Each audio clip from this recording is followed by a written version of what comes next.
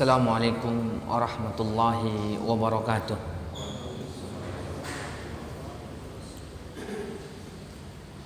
Alhamdulillahi rabbil alamin. Wassalatu wassalam ala asyrafil anbiya'i wal mursalin wa ala alihi wa sahbihi ajma'in.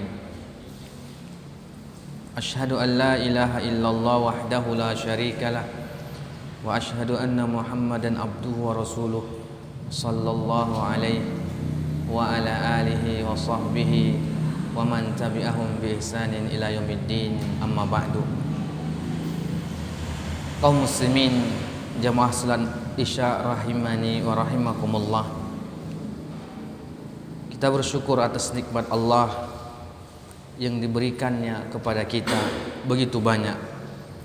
Kemudian salawat dan salam mari kita memperbanyaknya agar kita mendapatkan syafaat di yaumil akhir kelak. Pada malam yang berbahagia ini insyaallah kita akan melanjutkan pembahasan kita tentang fiqhul muyassar. Pada pertemuan yang lalu kita telah mengambil sedikit tentang hukum-hukum berburu.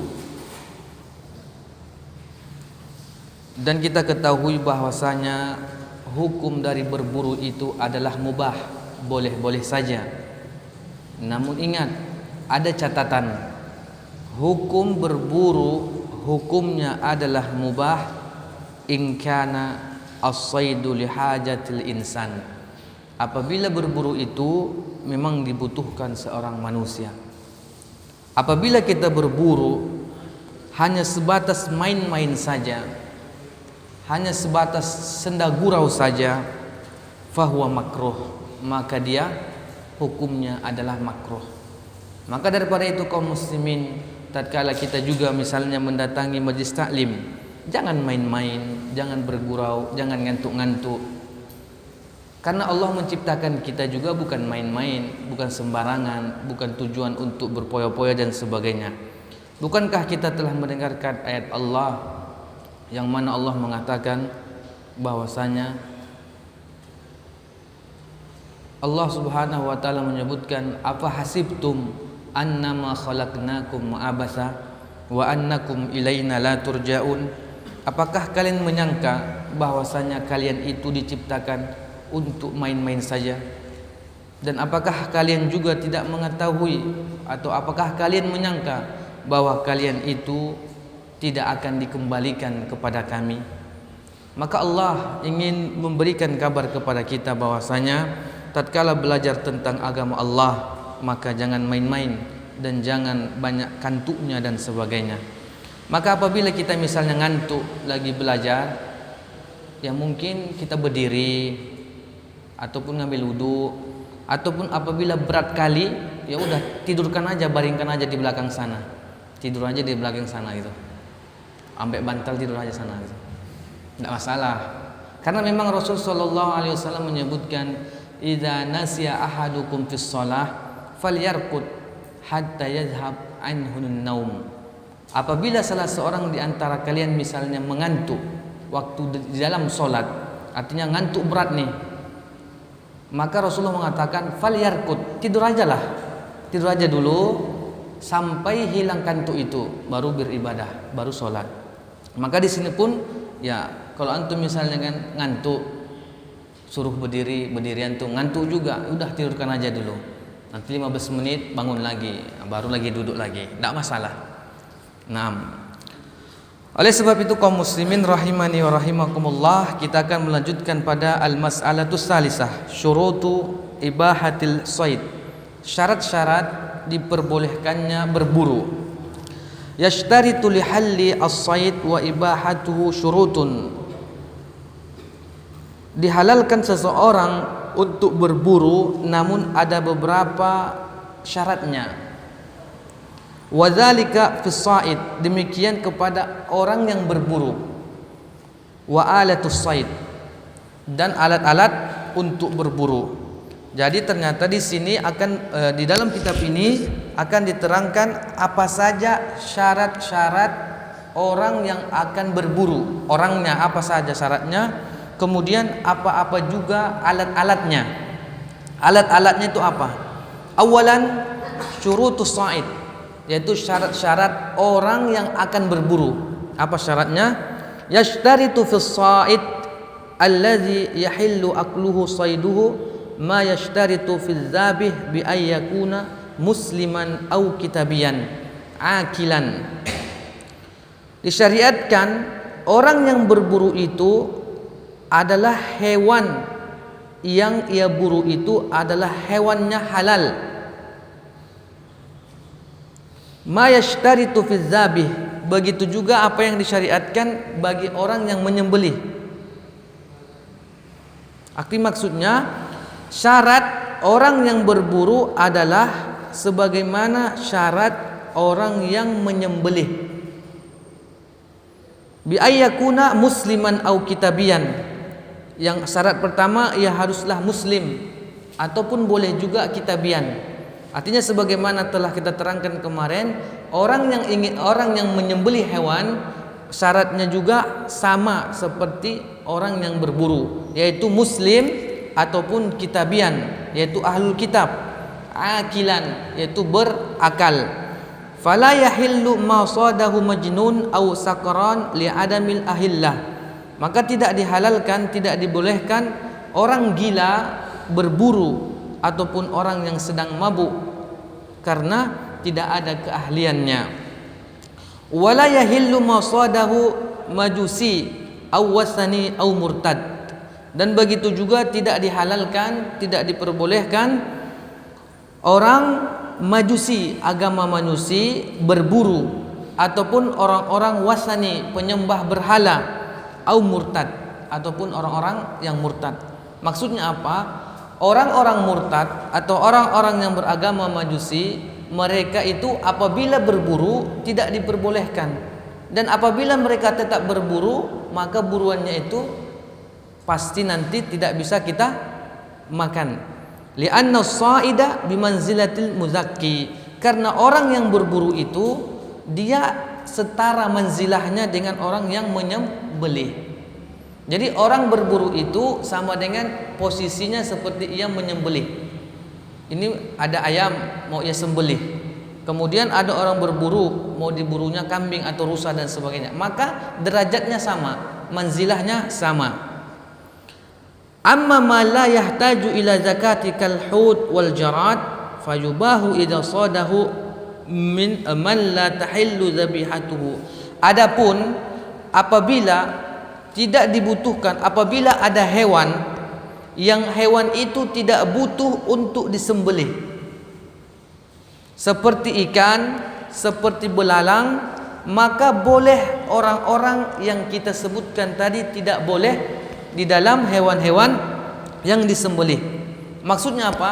Kita katakan bahwasanya orang-orang selain daripada muslim ataupun ahlul kitab dan orang berakal, mereka tidak boleh menyembelih atau tidak boleh berburu hewan-hewan yang memang harus disembelih, kambing, ayam, kerbau, sapi. Namun orang-orang yang beragama majusi, orang-orang yang murtad, mereka boleh berburu ikan ataupun belalang, maka kita juga boleh memakan daripada buruan mereka.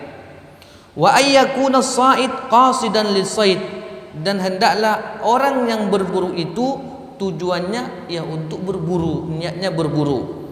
Li'anna ar-ramya bi'alat wa irsalul jarihah ja'ala bimanzilati dzabah, karena sesungguhnya tombak buruan itu dengan alat, artinya tombak buruan itu apabila ia mengirimnya untuk memangsa, maka sama saja manzilahnya seperti ia menyembelih. Fashtarata lahu qasdu, maka disyaratkan untuknya ada al-qasdu, ada tujuannya, ada niatnya. Maka tatkala kita misalnya ingin berburu rusa, maka niatnya itu adalah, tujuannya itu adalah memang ingin berburu, jangan yang lain-lain. Itulah diantara syarat-syarat orang yang ingin berburu. Jadi syarat orang yang ingin berburu sama syaratnya dengan orang yang ingin menyembelih hewan, yaitu muslim ataupun kitabian dan berakal, ahlul kitab. Maka di sini keluar dari itu berarti ternyata perempuan boleh berburu, perempuan boleh untuk menyembelih. Nah, di sini berarti kebalikannya. Di sini bahwasanya syarat orang yang berburu, syarat orang menyembelih itu dia muslim, boleh ahli kitab, dan akil itu berakal. Sanian, dan yang kedua, syurut alatus sayd. Apa syarat-syarat alat yang boleh digunakan untuk berburu? Apa syaratnya? Alat-alatnya apa? Al-alah nau'an. Alat-alat berburu itu ada dua macam. Ma lahu haddun yajrah kasayb wasikin wasahmi. Sesuatu yang memiliki haddun, tajam, yajrah, bisa melukai. Jadi ada alat itu sifatnya dia tajam, dan tajamnya itu bisa melukai. Seperti as-saif, seperti pedang, wasikin ataupun pisau, wassaham ataupun anak panah. Nah, tiga perkara ini adalah benda-benda yang memiliki sifatnya tajam dan mampu untuk melukai. Wa hadza yushtaratu fihi ma yashtaritu fi alati dzabh bi ayyan haraddam. Syarat ini juga sama seperti syarat alat-alat untuk menyembelih, dengan tujuan alat-alat tersebut mampu mengalirkan darah, mengeluarkan darah. Wa yakunu ghairu sinni wa zufr, dan adalah selain daripada gigi dan juga kuku. Maka tak boleh kuku, tak boleh gigi dibuat alat untuk berburu misalnya. Wa ayyajraha as-saydu bihaddihi la bisaqalih. Dan ketahuilah bahwasanya buruan itu terluka disebabkan karena tajamnya alatnya, bukan karena sebab beratnya alat tersebut. Paham? Bahwasanya kita misalnya berburu rusa, kita ambil misalnya alatnya itu adalah batu yang besar dari gunung, kita campakkan besar, trup misalnya, pala mati, kena rusanya mati. Maka ini dikatakan bahwasanya ini berburu, matinya rusa tersebut karena berat batu itu, bukan karena tajamnya. Harus perhatikan juga. Tatkala kita berburu, yang membuat atau yang membunuh hewan buruan itu adalah karena ketajaman alat yang kita gunakan, bukan karena beratnya. Misalnya ada ayam mau kita sembelih, kemudian kita menggunakan entah misalnya parang yang berat, tapi dia muntul. Dia berat tapi muntul, enggak tajam. Saking beratnya kita gini kan, toing katanya, terpotong langsung. Nah, ini agak diragukan juga. Ini matinya karena memang tajamnya alat atau karena memang beratnya misalnya. Ini pun gawat juga. Makanya hati-hati. Ada di dalamnya kesamaran, ada syubhat di dalamnya.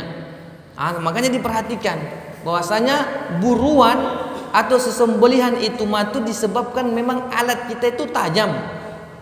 Jangan pula nanti matinya karena itulah dia berat kali alat yang kita pakai.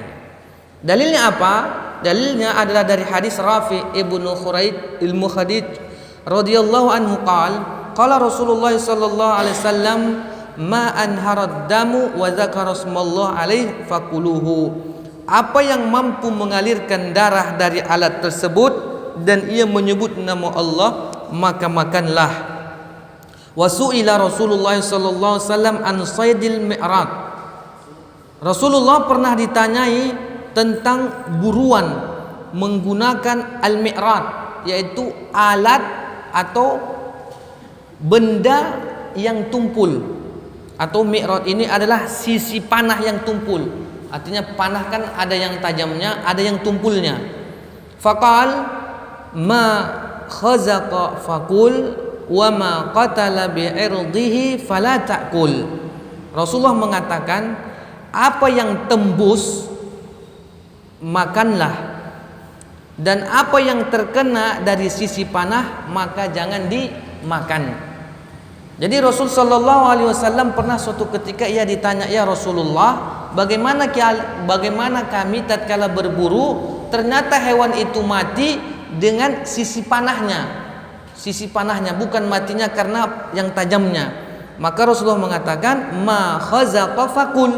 Apa yang tembus, berarti tembus itu berarti alat yang panjangnya itu, yang lancipnya itu masuk, dia yang mengeluarkan darah. Fakul, makanlah. Wa ma qatala bi irdihi fala ta'kul. Dan apa yang terkena dari badan hewan tersebut dari sisi panah maka jangan dimakan. Maksudnya matinya bukan karena yang tajamnya, karena mungkin berat kali dia dan sebagainya. Wa fi ma'na al-mi'rad, dan arti daripada mi'rad adalah al-hijarah wal 'asa wal fakhr. Yang dimaksud dengan al-mi'rad juga yang termasuk benda-benda yang tumpul tapi bisa mematikan adalah al-hijarah, seperti batu, wal 'asa atau seperti tongkat, wal fakhr yaitu perangkap. Ada perangkap-perangkap, dia memang perangkapnya bisa mematikan dia. Apa contoh perangkapnya itu? Sesuatu yang bisa di perangkapnya hewan tersebut dan mati. Misalnya yang lain-lain. Apa contohnya, Pak? Perangkap tapi bisa membunuh dia, bukan karena tajamnya dia. Ada pula yang hobi pula berburu. Apa itu ya contohnya? Dia perangkap tapi nggak tajam, tapi dia bisa membunuh dia. Kalau batu kan udah jelas, batu itu bisa juga membunuh. Kalau kita lemparkan dia kuat-kuat kan mati juga dia. Ataupun tongkat dan perangkap. Waqafil hadid, yaitu potongan-potongan besi juga. Potongan-potongan besi. Nah, ini yang dimaksud dengan makna al-mi'rad. Mi'rad adalah benda-benda yang tumpul namun bisa membunuh. Wa nahwu, dan selainnya, mimma laysa muhaddadan, yang tidaklah tajam. Illa rasas. Nah, di sini dikecualikan peluru. Dikecualikan peluru. Kalau kita tengok peluru itu kan enggak pala tajam kali dia.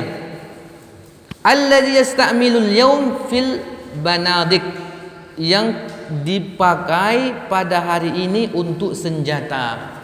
Dikecualikan adalah peluru. Fa innahu halalun sayduhu, maka sesungguhnya halallah buruannya. Li anna bihi quwwatu dab'i tahzuku, karena sangat kuat tolakan daripada peluru tersebut dan mampu menembus. Watan huruddam, dan mengalirkan darah. Maka di sini dalam kitab kita ini dikecualikan peluru. Memang peluru itu dia kok kita tengok itu nggak pala tajam kali lah gitu, nggak tajam dia. Tapi karena dalilnya itu, maksudnya karena dalilnya adalah kuwatu dab'in, kuatnya tolakannya. Artinya dinding pun tembus dibuatnya. Nah, disitulah maksudnya, itulah dia al-rasas, itu peluru. Nah, inilah diantara alat yang pertama, jenis alat pertama. Yang penting kita ingat, alat jenis pertama dari alat yang bisa kita pakai untuk berburu adalah malahu haddun yajrah, yaitu benda tersebut memiliki sifat tajam dan bisa melukai. Kemudian yang kedua, al-jarihah min sibail bahaim au jarahih tayr. Alat untuk berburu yang kedua itu adalah binatang buas ataupun burung yang berkuku. Nah, ini masuk kita. Tadi kita paham bahwasanya alat untuk berburu terbagi dua. Pertama adalah benda yang tajam dan mampu melukai. seperti tadi pedang, pisau dan anak panah. Maka yang kedua ini alat untuk berburu kita menggunakan hewan, yaitu binatang buas, binatang pemangsa, dan juga burung-burung yang berkuku. Misalnya burung elang, antum buat berburu untuk menangkap burung ruak-ruak atau burung ayam-ayam. Nah, burung elang bisa dia, mampu dia, dan sebagainya. Maka apa kaedahnya? Fayajuzu as-saidu bisiba'il bahaim allati tasidu binabiha wa jawarihit tayr allati tasidu bimikhlabiha. Maka diperbolehkan maka diperbolehkan seseorang berburu dengan menggunakan binatang buas, binatang pemangsa yang memangsanya dengan taringnya, dan juga boleh digunakan burung yang berkuku, yang mana kukunya tersebutlah yang bisa melukai daripada hewan tersebut. Dalilnya apa? Liqaulihi ta'ala wa ma 'allamtum minal jawarih mukallibina tu'allimunahunna mimma 'allamakumullah fakulu mimma amsakna 'alaikum wazkuru smallahi 'alaihi. Dan apa yang kamu ajari dari binatang buas atau kalian latih untuk berburu sebagaimana kamu mengajarkannya dari apa yang Allah ajarkan kepada kalian, maka makanlah dari apa yang ia tangkap, dan tatkala melepaskannya sebutlah nama Allah. Misalnya antum mau pakai singa, antum punya singa nih, antum kan hebat, orang kaya misalnya, antum ada singa. Nah, singa antum nih antum pelihara, antum ajari untuk berburu. Nah, udah mantap, udah jago. Antum mau misalnya memangsa jebra misalnya, kan agak besar dia jebra, maka antum suruh singa antum ini mau berangkat, mau berburu, maka tatkala ingin melepasnya sebutlah nama Allah. Ya, itu aja. Nah, wa misalus siba al bahaim, dan diantara contoh hewan-hewan pemangsa itu, hewan-hewan buas itu adalah yang pertama al kalbu, yaitu anjing. Al-fahadu, yaitu singa. Al-fahad, singa. Mana tahu antum ada apa kan melihara singa? An-namir, ataupun harimau. Nah, ini kita jarang nengok ini kan, singa sama harimau. Kalau anjing banyak, apalagi di daerah Padang sana. Wa misalul jawarih, dan adapun contoh daripada burung-burung buas, burung-burung pemangsa, contohnya adalah as-sakru, yaitu burung elang, al-baz, yaitu burung raja wali, dan asy-syahin, burung garuda. Kayaknya burung garuda agak jarang kita nengok. Ada nggak dia? Kata orang tuh, atau tuh burung garuda itu bisa kita naik di atasnya, ya, diterbangkannya.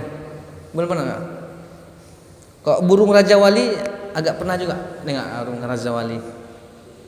Tapi kok burung garuda enggak kan? Belum pernah ya? Di YouTube pun kayaknya enggak ada kan? Ada enggak ya? Memang ada burung garuda. Oh, enggak ada ya? Berarti negeri Hah? Elang Jawa. Itu namanya burung garuda. Tradisionalnya elang Jawa. Oh. Berarti sejenis kayak burung-burung raja wali juga ya, burung elang itu. Nah, inilah diantara hewan-hewan yang bisa kita gunakan sebagai alat untuk berburu. Mungkin antum mana tahu ada yang lain, misalnya mungkin bisa hewan berburu, misalnya ada buaya antum kan, buaya antum pelihara, antum ajari mencari ikan dia.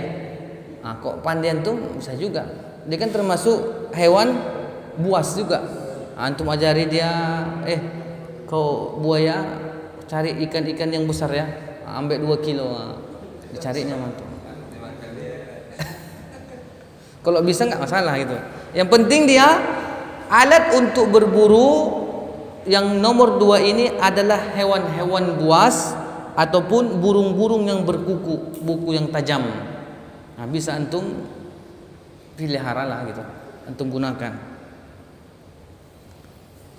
Kemudian selanjutnya, nah itulah diantara syarat-syarat alat-alat untuk berburu. Dia cuma ada 2. Kemudian masuk kita kepada syurut al-istiyad bisiba'il bahaim wa jawari at-tair.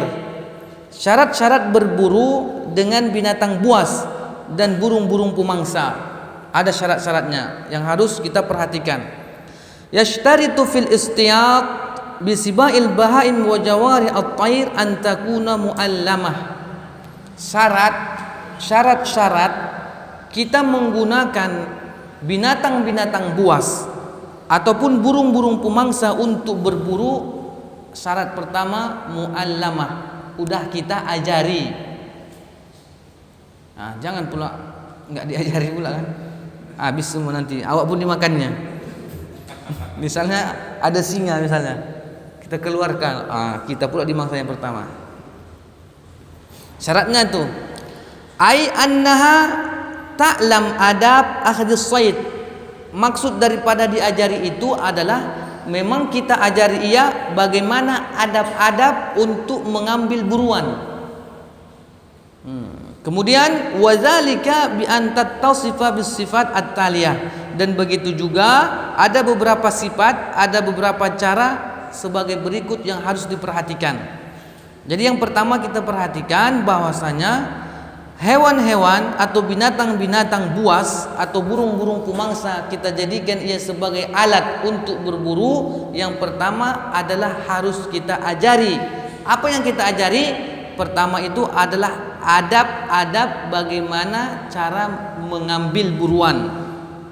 Kemudian ada adab yang lain, yaitu yang pertama antaqsida ilal hayawan alladhi yuradu sayduhu idza arsalta ilaih, yaitu hewan buruan itu mampu mengincar kepada hewan-hewan yang dimaksud tatkala kita melepasnya. Nah, itu kita ajarkan dia. Satu, ini ada hewan misalnya, ini ada anjing. Anjing ini mampu ia mengincar hewan yang depan itu, ambil ya gitu. Maka dikejarnya dan diburunya. Tatkala kita melepaskannya dia tahu. Wala taqsudu syai'an ghairah, dan hewan itu bukan bermaksud sesuatu selainnya. Kita suruh misalnya kau ambil rusa yang panjang tanduknya ya, bisa kita bilang, rupanya diambilnya pula anak apa, anak tikus. Kan gawat juga. Itu berarti belum sukses kita. Jadi diantara sifat yang harus kita ajarkan hewan-hewan tersebut adalah pertama, ia mampu mengincar. Apa bahasa Indonesianya mengincar? Mengincar apa? Pandai dia membidik, nggak salah-salah gitu loh.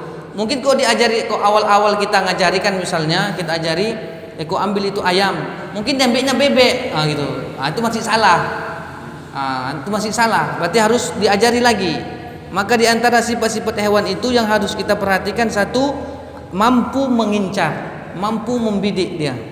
Kemudian yang kedua sifatnya apa? Antan zajira idza zajarta. Bila hewan itu diberi isyarat untuk berangkat, maka ia berangkat. Ini anjing, kita isyaratkan, let's go, pergi dia, dan ia pun berangkat. Jangan pula kita katakan apa namanya, bahasa-bahasa itu apa tuh? Nggak mungkin pergi-pergi, nggak mungkin juga ya. Apa bahasa-bahasa berburu itu entah apa-apa namanya. Yang penting adalah istilah-istilah mereka. Kalau bahasa Inggrisnya entah let's go gitu kan. Dia pun berangkat. Jangan pula nanti kita suruh dia berangkat, duduk dia lama situ, kayak bengong-bengong gitu dia. Fatatawaqqafu idza istaiqafaha sahibuha. Dan hewan itu stop, berhenti apabila diminta berhenti oleh pemiliknya. Ini sifatnya.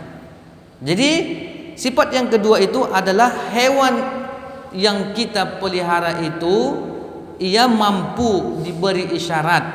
Apa isyaratnya? Apabila kita suruh pergi, dia pergi. Apabila kita suruh dia stop, berhenti, dia pun berhenti. Wa hadzani syartan mu'tabirani fil kalbi khassah. Nah, dua syarat ini adalah dikhususkan untuk anjing secara khusus. Karena anjing yang bisa seperti ini. Artinya syarat dua sifat. Yang pertama adalah mampu mengincar, dan yang kedua adalah bisa diberi isyarat, maju maju, mundur mundur, berhenti berhenti. Nah, ini disebutkan dalam kitab kita ini. Patokan ini, pedomanan ini hanya dikhususkan untuk anjing. Sedangkan hewan-hewan yang lain bagaimana? Li'annal fahada la yakadu yajibu da'iyan wa in i'tabara muta'alliman. Dan sedangkan singa itu susah menjawab panggilan. Nah, kok singa kita lepas tuh susah balik dia, berangkat aja dia. Wa in i'tabara muta'alliman, walaupun dianggap ia sudah terlatih.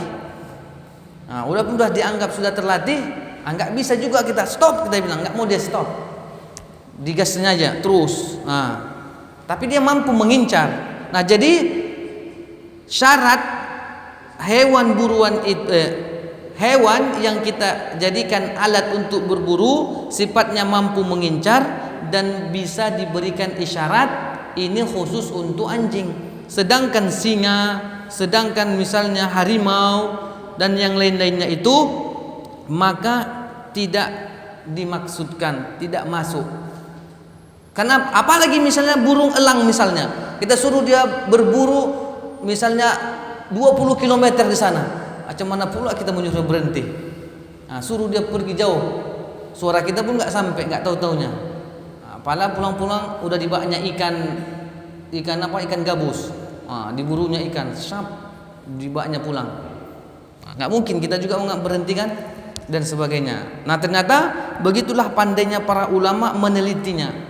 Nah, jadi cuma syarat tersebut adalah untuk anjing, memang termasuk juga hewan yang pandai.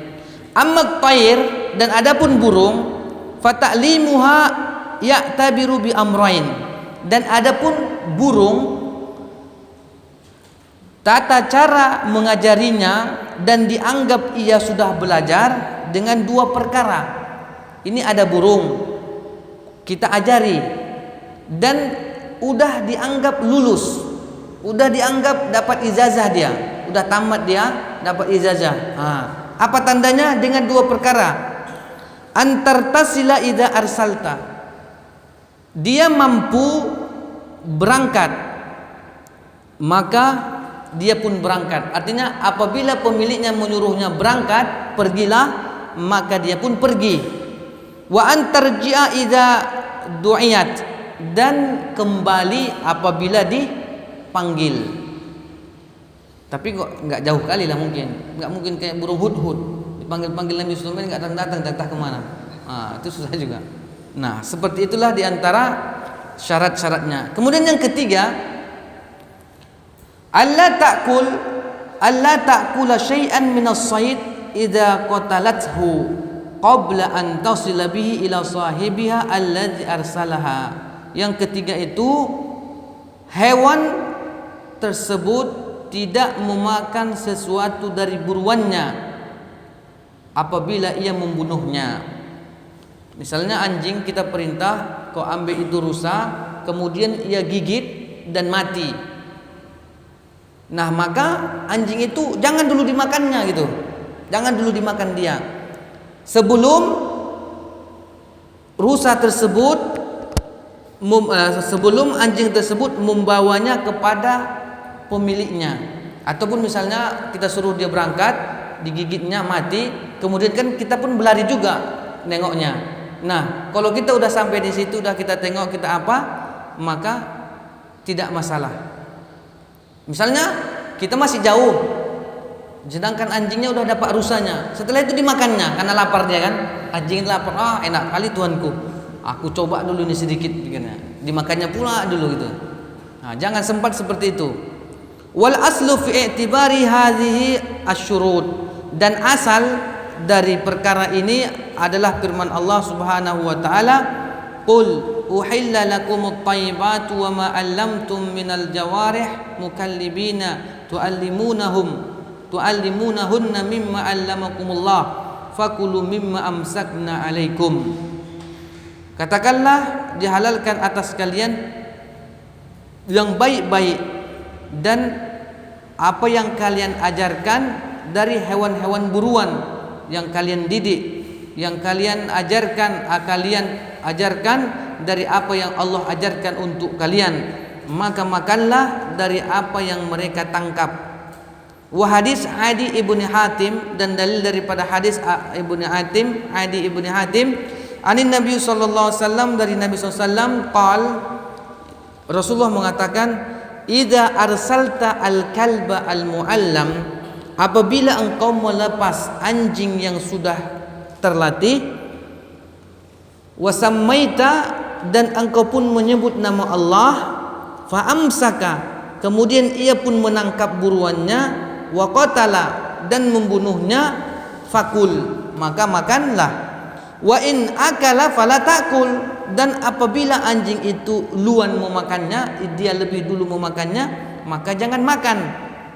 Fa inna ma amsaka ala nafsihi, karena sesungguhnya anjing itu yaitu menangkap untuk dirinya. Maka kalau kita berburu misalnya, anjingnya jangan lapar kali dibuat. Misalnya udah dikenyangi dulu dia, habis itu baru dilepas. Jadi apabila misalnya hewan buruan itu atau anjing itu kita lepas, kemudian dimakannya, berarti niat anjing itu bukan berburu dan bukan diperuntukkan untuk tuannya, untuk pemiliknya, karena dia mungkin lapar. Makanya Rasul mengatakan, fa inna ma amsaka ala nafsihi, mungkin saja sesungguhnya ia itu menangkap hewan untuk dirinya, bukan untuk kita. Nah, itulah diantara syarat-syarat berburu dengan binatang buas ataupun burung-burung pemangsa. Maka kita lanjut, at-tasmiyatu inda ramyis shayd, maka kita menyebutkan nama Allah ketika melepaskan daripada buruan tersebut. Wa minasyurut aidan, dan diantara syarat-syarat juga adalah at-tasmiyatu inda ramyis shayd au irsalul jarihah, kita menyebut nama Allah ketika melemparkan daripada tombak kita ataupun alat-alat pelempar pemburu itu, ramyus shayd, au irsalul jarihah, ataupun melepaskan binatang buas. Dalilnya adalah firman Allah, fakulu mimma amsakna alaikum wadhkurusmallahi alaih, maka makanlah dari apa yang diperoleh hewan tersebut untuk kalian, dan sebutlah nama Allah. Wali hadis, dan di dalam hadis Adi ibn Hatim radhiyallahu anhu marfu'an, hadis dari Adi ibn Hatim secara marfu', idza arsalta kalbaka fadhkur ismallah alaih, apabila engkau melepas anjingmu, maka sebutlah nama Allah. Wa in ramaita sahmaka fadhkur ismallah alaih, dan apabila engkau melepaskan daripada anak panah, maka sebut jugalah nama Allah.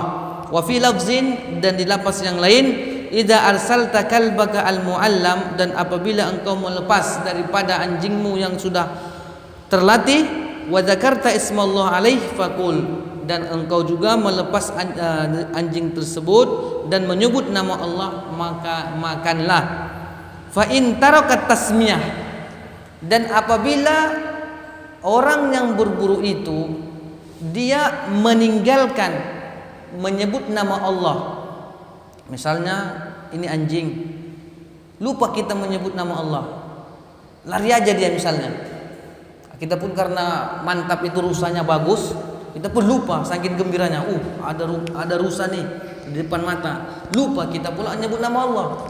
Kita suruh aja pergi dia maka disebutkan dalam kitab kita, fa in tarakat tasmiyah sahwan, halla as-sayd, dan apabila seseorang meninggalkan mengucapkan tasmiyah dengan menyebut nama Allah secara sahwan, yaitu lalai, secara lalai, halla as-sayd, maka halal buruannya, wallahu a'lam. Jadi apabila kita melepas hewan-hewan yang ingin memburu, kita lepas, namun kita pun lupa atau lalai menyebut nama Allah, maka masih halal buruannya. Naam, selanjutnya yang terakhir daripada bab al-ahkam as-sayd, kemudian ahkam az-zabaih, yaitu terakhir hukmu idrakis sayd hayyan, hukum mendapati hewan buruan yang masih hidup. Apa hukumnya? Kan tadi kita ceritanya berburu, misalnya anjing itu kita suruh berangkat, maka pun dia berangkat dan menerkam hewan tersebut, maka dia mati. Nah, itulah pengganti daripada menyembelih, ganti daripada kita menyembelih. Namun ternyata apa hukumnya pula tatkala kita berburu, kita dapati hewannya belum pula mati, hidup pula dia. Misalnya kita kita panah, kita tembak dia, tuh rupanya belum, baru pas kita dapati, kita dekati, masih hidup lagi dia rupanya. Nah, gimana hukumnya? Ataupun hewan, ataupun ada anjing kita yang udah kita latih, kita suruh dia berburu, maka didapatkannya satu rusa. Pas kita datang masih hidup lagi dia, mendada-dada lagi dia. Halo, kata rusa kan. Nah, jadi kayak mana hukum seperti ini? Maka idza adraka as-saidu as-saida wa fihi hayatun mustaqirrah, dan apabila orang yang berburu mendapati buruannya yang masih hidup, fa innahu yajibu zakah, maka wajib ia menyembelihnya. Jangan pula gara-gara udah ditembak dia, udah inilah, udah berarti udah termasuk kita sembelih. Enggak. Jadi berburu itu sebagaimana telah kita sebutkan, ia adalah sebetulnya pengganti daripada menyembelih. Makanya kalau berburu harus terus mati dia. Maka tatkala kita berburu ternyata hewan buruan itu hidup pula dia, masih hidup dia. Nah, maka di sini disebutkan fa innahu yajibu zakatahu, maka sesungguhnya wajib kita menyembelihnya ulang. Tatkala kita misalnya nembak burung, kena pula kakinya, kena sayapnya, putus, terjatuh dia, kita ambil, kan masih hidup dia, maka kita harus menyembelihnya. Tapi kalau burung itu kita tembak kepalanya, boom, mati jatuh, itu enggak lagi disembelih, udah cukup dengan metode berburu. Wala yahillu biduniha, maka tidak halal dari selainnya. Makanya antum hati-hati tatkala berburu, misalnya antum dapati rupanya hidup dia, nantilah antum bilang nantilah. Rupanya 2 jam kemudian tewas pula dia. Maka enggak bisa, enggak jadi dianggap itu dapat berburu. Makanya disebutkan wala yahillu biduniha, dan tidak halal selainnya. Makanya kalau antum dapat misalnya rusa, antum tembak kakinya, menggelepor-gelepor, kemudian antum tambat dia, antum ikat dia di pohon, nantilah baru ku sembelih. Padahal antum pulang udah mati pula dia di situ. Ini matinya jadi mati enggak betul-betul enggak betul-betul diburu. Nah, makanya hati-hati antum. Amma idza adrakahu wala hayah fihi mustaqirrah, dan apabila kita mendapati buruan itu hidupnya itu tidak panjang dia, mungkin paling 10 menit atau 5 menit.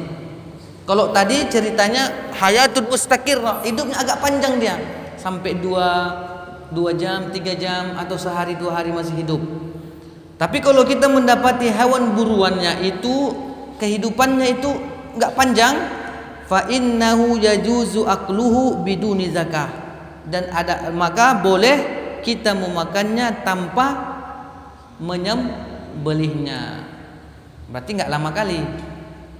Nah, seperti itu. Misalnya kan kita berburu, tembak burung, tap, jatuh. Dia kan masih ketepak, enggak itu dia. Kan nggak langsung mati dia, kita tengok. Nah, berarti kan nggak pala lama lagi mati lah waktu gitu. Jadi burung itu mati tuh nggak pala lama-lama. Itu maka boleh kita memakannya tanpa kita sembelih. Tapi pula misalnya ada burung kita tembak, cuma sayapnya kita lihat bisa lagi dia makan mencatu-catu ya 2 jam 3 jam. Nah, itu yang dia khawatirkan. Tapi kok waktunya sebentar, nah itu tidak masalah. Wallahu a'lam bishawab. Inilah bab kedua sebelum akhir. Kita sudah menyelesaikannya. Itu kemarin kita babnya Salisul Asyar, yaitu bab ke-13 tentang kitab Al-At'imah, makanan, waz-zabaih, sesembelihan, was-sayd, dan hewan buruan. Habis, sudah selesai kita. Berarti sudah selesai. Insyaallah pada pertemuan yang akan datang, yaitu bab terakhir, bab tentang al-qada wasyahadat, yaitu bab tentang peradilan dan kesaksian. Antum mana tahu antum mau jadi hakim, menjadi qadi, ini babnya. Apa-apa yang harus diperhatikan tatkala antum menjadi hakim. Maksudnya menjadi orang-orang hebat ke depannya. Ini insyaallah pada pertemuan yang akan datang. Oke, mana tahu ada pertanyaan?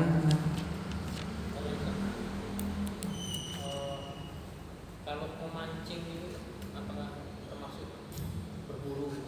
Nah, kita ulangi. Definisi daripada berburu itu apa? Nah, ini dia. Ulangi lagi.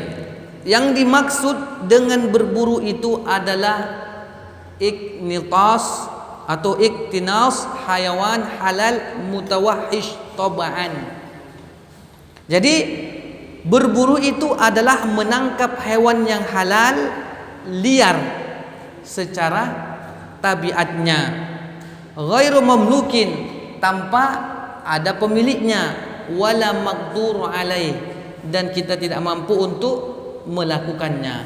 Kemudian yang dimaksud dengan wal wahsyu, hewan yang liar itu adalah kullu hayawan ghairu musta'nis min dawabid bar. Tengok ini.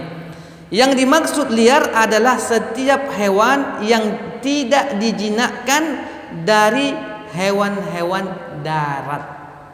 Min dawabid bar. Hewan-hewan darat, bukan hewan-hewan air. Jadi kadang susah juga kita definisinya itu. Jadi yang maksudnya hewan yang liar itu adalah hewan yang hidupnya di darat, bukan di air. Dan hewan-hewan yang diburu itu yang di darat itu kan dia memang kebanyakan disembelih. Sedangkan ikan nggak disembelih. Hewan darat yang nggak disembelih ya belalang. Tapi kalau ikan kan memang di air semua orang tuh, nggak ada yang di darat. Nah seperti itu dia. Itu definisi itu dulu di apa namanya? Dihafal-hafalkan definisinya supaya nanti kayaknya mancing ini termasuk berburu pula. Jadi susah juga kita. Karena memang ikan pun nggak disembelih dia, belalang juga nggak disembelih. Nah seperti itu dia. Wallahu a'lam bishawab. Iya Pak. Waalaikumsalam. Kalau kita berburu, contohnya kita membawa hewan yang kita latih itu anjing, terus dia menangkap hewan buruan kita dengan cara digigit lehernya terus sampai mati. Nah bekas gigitannya di hewan buruan tersebut otomatis kan terkena air liur dari anjing. Dimana kita mengkonsumsi hewan buruan kita yang sudah tercampur dengan air liur anjing tersebut, apakah cukup dibersihkan atau bekas gigitannya kita buang atau gimana? Naam. Maka di dalam hadis yang lain Rasulullah SAW menyebutkan idza arsalta kalbaka wa dzakara smallahi fakul wa in akala minhu wa kul ma radat alaika yadaka. Artinya apabila engkau melepas hewan buruan, melepas anjing, dengan menyebut nama Allah. Kemudian makanlah walaupun ia makan sebahagian darinya. Maksudnya kalau dimakannya misalnya tangannya, maka itu kasihkan sama dia. Artinya kita untuk kita buang, bukan kita makan. Kita buang, bukan disama. Karena Rasul mengatakan wa in akala minhu, dan apabila ia memakannya, artinya bekas gigitannya itu, wa kul ma raddat alaika yadaka, maka maksudnya itu biarkan ia makan sebahagiannya itu dan makanlah yang dia kembalikan. Jadi makanan apa-apanya itu dia dibuang, kasih sama dia bekasnya itu. Bagian yang digigit diberikan ke Sama dia. Itu dia cara Rasul mengajarkan kita. Jangan pelit juga kita. Misalnya udah dimakannya tangannya gitu kan, mati itu lehernya, kemudian kita campakkan aja, nggak kita kasih orang lain, nggak kita kasih dia. Itu susah juga. Maksudnya itu memang diambil bekas gigitannya itu, mana tempat yang apanya itu kita kasihkan sama dia. Artinya nggak kita ambil, baru yang lain kita ambil. Wallahu a'lam bishawab. Seperti itu dia. Ayo. Yang menurut tema tadi terkait anjing. Nah, kalau kita anjing itu setelah dia berburu, tetapi sebelum diburu kan dia harus dilatih, Ustaz. Nah, bagaimana hukumnya kita memelihara anjing tersebut? Karena kalau mau dilatih itu kan anjing itu kadang-kadang mereka menjilat kita, gitu kan, karena sudah mau melatih tersebut, kalau sudah dilatih kan dia akan jinak gitu. Nah, saat melatih itu bagaimana hukumnya? Itu poin pertama, Ustaz. Poin kedua, mungkin bab sebelumnya saya belum sempat hadir tentang penyembelihan ayam. Nah, di pasar itu kan kita tidak tahu nih, Ustaz, ayam tersebut disembelih dengan tata cara bagaimana. Kita tahunya konsumsi, beli. Nah, itu bagaimana, Ustaz? Kita kan tidak tahu nih ayam tersebut disembelihkan dengan tata cara bagaimana. Pokoknya kita membeli, kita konsumsi. Hukumnya bagaimana? Nah, jadi soal pertama tentang hukum asal memelihara anjing, maka kebanyakan ulama mengatakan dimakruhkan, tidak dibolehkan. Pada dasarnya, pada asalnya lebih baik nggak usah, karena nanti anjing itu bisa menghalangi malaikat datang. Sebagaimana hadis yang mana ada bangkai anjing di bawah tempat tidur Rasul, yang mana malaikat Jibril nggak datang-datang, dia nggak masuk-masuk dia. Maka diketahui, maka dikabarkan Jibril. Itu pada dasarnya, asalnya hukumnya lebih baik nggak usah. Tapi kalau kita indal hajah, ada kebutuhan kita, misalnya ada kebun ada kebun cabai kita 20 hektar misalnya. Dari 20 hektar sekali panen bisa beli alpat misalnya. Nah, kita perlu hewan-hewan seperti itu, karena nggak mungkin manusia juga dia patroli. Kok manusia nanti agak susah juga, dia disuruh dia depan ini tidur dia. Kadang malam hewan-hewan itulah yang akan berkeliling nanti. Nah, kalau seperti ini indal hajah maka mubah, boleh. Tapi harus dilatih. Kalau memang ada siap jadi, nggak apa-apa kita beli kan, siap jadi. Kalau memang ada, lebih baik siap jadi daripada kita lama-lama meliharanya, kita pun nggak pandai ilmunya. Nah, kemudian tatkala melatihnya, misalnya ia menjilati kita, memegang apa kita semua, ya disama dengan 7 air biasa dan ditambah 1 air tanah liat, ataupun 6 air bersih kemudian ditambah 1 jadi 7 air tanah liat. Nggak payah-payah, nggak susah-susah. Namun ingat, kenapa harus dengan air dan tanah? Ya karena najisnya itu najis berat. Nggak cukup tanah, harus ditambah dengan nggak cukup air, harus ditambah dengan tanah. Kan kita ketahui bahwasanya alat-alat untuk bersuci itu atau benda-benda yang dapat mensucikan itu dia kan air dan tanah. Maka harus dua-duanya itulah dipakai, baru bisa hilang najisnya. Kalau misalnya kita menggunakan air, kemudian kita katakan pakai sunlight lah, pakai sabun cuci lah, nggak mempan. Bukan itu, nggak mempan dia. Mungkin secara zahir mata kita hilang dia kan, tapi dalam pandangan syariat nggak hilang dia. Saking beratnya lah itu, makanya harus 2. Makanya pakai air, kemudian pakai tanah atau pakai tanah liat dan sebagainya. Wallahu a'lam bishawab. Kemudian hewan ayam, dia apa dia Pak? Itu kita konsumsi di Ah. kita tahu nih tata cara dia menyembelihnya bagaimana, ya siapa yang menyembelihnya, apakah benar tata cara itu, tahunya kita membeli apakah hukumnya. Nah, untuk masalah hewan sesembelihan baik ayam ataupun lembu, sapi, maka sesembelihan ahlul kitab pun boleh kita makan. Ataupun sesembelihan apalagi orang muslim. Masa kita maksudnya secara rasionalnya sesembelihan orang-orang ahlul kitab boleh kita makan, apalagi sesembelihan orang muslim. Nah, keluar dari apa yang persangkaan kita, misalnya dia muslim, kita langsung suuzon, kayaknya waktu ndak mengucapkan bismillah, padahal waktu kerjanya itu aja, tukang jagal misalnya. Masa dia nggak lupa pula dia dan sebagainya, itu berarti kita yang suuzon. Nah, jadi apa bahasanya secara ringkas, sesembelihan ahlul kitab yang beragama Yahudi atau Nasrani itu, sesembelihan mereka saja diperbolehkan kita makan, apalagi sesembelihan kaum muslimin dan keluar dari sangkaan-sangkaan. Nah, seperti itu dia Pak. Tapi kalau dia sesembelihan daripada agama-agama selain ahlul kitab, itu nggak boleh.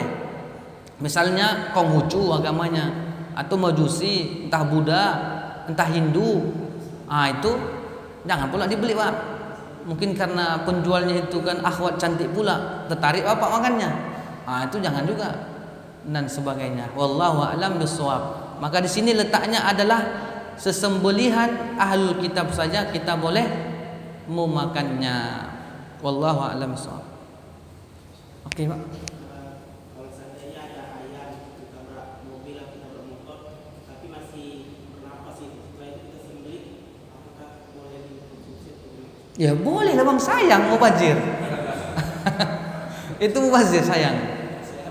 Tapi kalau dia misalnya ayam tertabrak mobil, nggak sempat kita menyembelihnya, mati dia, itu hewan yang memang haram untuk kita makan, dia bangkai. Nah, seperti itu. Jangan pula dibilang, sayang, kan keluar juga udah kepalanya misalnya. Berarti ini udah dianggap sebagai sembelih. Antum bilang, mana tahu antum kan mengkias-kiaskan lah gitu misalnya. Daripada sayang, kan kepalanya kena tabrak. Kan udah kayak kena sembelih misalnya gitu. Udahlah dicukupkan aja. Itu enggak bisa gitu. Itu dia matinya disebabkan kena tabrak.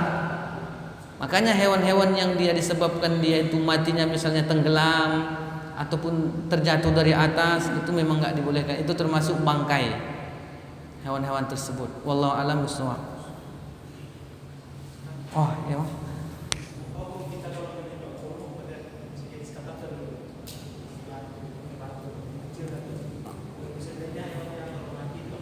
Nah, di sini kita katakan bahwasanya batu itu tidak termasuk alat untuk berburu. Kalau tetap kita bersikeras berburu dengan panah batu itu, maka nggak halal kita makan. Nah, seperti itulah daripada apa yang kita baca dari kitab tadi. Memang dia harus tajam gitu. Makanya sembarangan. Makanya kalau kita berburu pakai ketapel tuh, itu namanya main-main. Itu makanya main-main. Nah, jadi kasih aja nanti anjing peliharaan abang tuh, dimakannya suruh. Itu enggak. Artinya yang lebih rojih, yang lebih daripada apa yang telah kita baca tadi, bahwasanya apabila kita memanah dengan batu, dengan pelurunya batu yang tidak tajam, maka itu tidak dianggap kita berburu. Kenapa? Apa yang salah? Salahnya alatnya. Alatnya itu tumpul. Alatnya itu tidak tajam. Dan di antara alat-alat yang tumpul itu, pertama masuklah dia al-hijarah, batu. Batu ini termasuk alat-alat yang tumpul, tapi bisa dijadikan membunuh. Kemudian al-asa atau tongkat. Misalnya abang ada tongkat pamungkas misalnya. Tongkat abang ada, itu juga nggak bisa. Ataupun wal fakhru, atau ada perangkap. Entah apalah contohnya, nggak tahu juga nanti. entah perangkap apalah bisa dia membunuh gitu. Kemudian ada waqata'il hadid atau potongan-potongan besi. Misalnya antum tukang las, antum potong red. Nah, banyak dia antum tumpukkan, lemparkan. Nah, itu tidak termasuk dia alat-alat untuk berburu. Nah, inilah diantara alat-alat yang tumpul itu telah kita sebutkan. Nah, kembali dikaji. Wallahu a'lam bishawab. Nah, udah Pak. Oke.